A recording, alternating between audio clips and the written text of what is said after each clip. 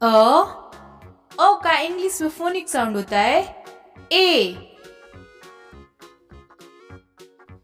आ का इंग्लिश में phonic sound होगा डबल ए।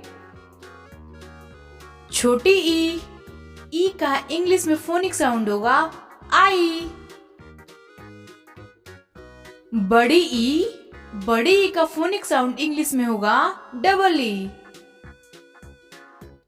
ऊ जिसका इंग्लिश में फोनिक साउंड होगा यू।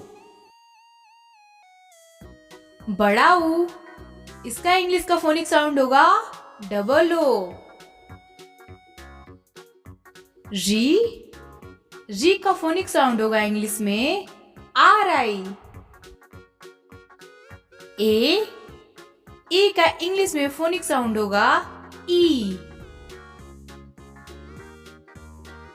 आई का इंग्लिश में फोनिक साउंड होगा ए आई। ओ का इंग्लिश में फोनिक साउंड होगा ओ।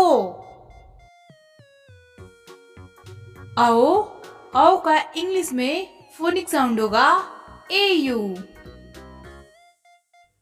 अंग का इंग्लिश में फोनिक साउंड होगा ए एन। अह का इंग्लिश में फोनिक साउंड होता है A H. Thanks for watching.